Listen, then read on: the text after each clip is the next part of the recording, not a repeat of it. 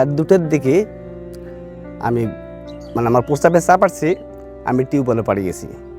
টিউবওয়েলে প্রস্রাব করতেছি আর লোকজন গাদুর গুদুর একটা শব্দ হচ্ছে। তখন আমি প্রস্রাব করার শেষে দেখি আমার টিনের ফাঁক দিয়ে দেখতেছি ওরা 6-7 জন বড় বড় দাও নিয়ে আছে। দুলালের বেটা রাসেল, তারপরে আউয়াল, সজিত, মানে দেখছি আর কি 6-7 জন।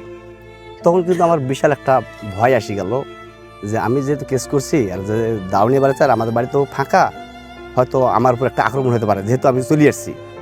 তখন আমি আমার ভাইকে ডাক দিচ্ছি, ফারুককে, যে ফারুক একটু তাড়াতাড়ি তো করতো ভাই। বলছে কেন? ওই দেখো। সে ওজা দেখে তাদের হাতে বড় বড় দাও। তারপরে দেখার পরে তারা যখন চলে গেল তখন আমি আবার ঘুমাই বললাম। সকালবেলায় আমি আমার জমিতে গেছি, আবার ঘুরিয়ে আসছি, আসি পরবর্তীতে শুনি তাদের বাগান সাফ করছি।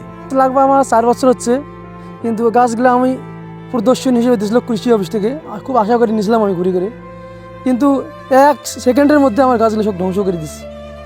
দুঃখ, একটা বাচ্চা মানুষকে দিয়ে সময়টা লাগে, বাচ্চা মানুষকে দিয়ে সময়টা লাগে, কষ্ট লাগে, এই সময় লাগছে আমাকে। এটা আমি এখন সামনে ফল ধরবে, আমার কিছু ইনকাম হবে এখানে, আমি এটা দিয়ে আমার স্ত্রী সন্তান সবাইকে লালন পালন করব। কিন্তু দুলালের সাথে আমার খলিল হোসেন দুলালের সাথে ওই বালুর পয়েন্টে আপনার মাস্টার এবং সময় টিভি আমি সাক্ষী দিয়েছিলাম এবং সাক্ষী দিয়েছিলাম। এটার ধরে আমার একটা বড় মামলা এবং হুমকি দেয়। আমি গতকালকে বাসায় ছিলাম না, ঢাকায় গেছিলাম। আমার ঢাকা থেকে আসার পরে দেখতেছি মলকে তোর গাছ সব কাটি ফেলেছে। আমার গাছ ছিল 2.5 বিঘা মাটি, 82 শতক গাছ ছিল, 350 গাছ কাটি ফেলেছে। আমি চাচ্ছি যে তার বিচার হোক, আমার যা ক্ষতি আজল গ্রামের কারো ক্ষতি না হোক, আর গ্রামের লোকজনের উপর আর মামলা না হয়। আমার উপর যেটা হয়েছে সে মামলাবাজ এবং টাকা মামলা না দিয়ে আমার সেটা টাকা আদায় করি নাই। আমাদের থানায় ওসি ছিল তৈরি স্যার, সে তারটাও সে 4 লাখ টাকা এই মামলা দিয়ে আদায় করছে স্যার। বাবা, যে আপনি দেখতে পাচ্ছেন আমার পেছনে আমের বাগান, এখানে 350 গাছ আমের ছিল, 50টা গাছ মনে হয় এখনো আছে, আর বাকি গাছটা সম্পূর্ণ কাটি ফেলেছে, 296টা গাছ কাটি ফেলছে। তো বাবা, এই গাছগুলো লালন পালন করা তো কত কষ্ট আপনারাও ভালো জানেন। তো ঘটনা হলো, যারা এই গাছটা কাটছে তারা অবশ্যই মানুষ না, তারা মানুষ নয়, মানুষ গাছ কাটি এটা স্যাম্পল দেখাইছি যে আমরা এরপরে এই গাছ আলাদা কেটে ফেলতে পারবো। এটা তো আপনারা ভালো বুঝতে পারছেন যে এটা একটা মানুষের উপার্জনের পথ, এই উপার্জনের পথ ধ্বংস করে দিচ্ছে। আর উপার্জনের পথ ধ্বংস করলে কী হয় আপনারা ভালো জানেন।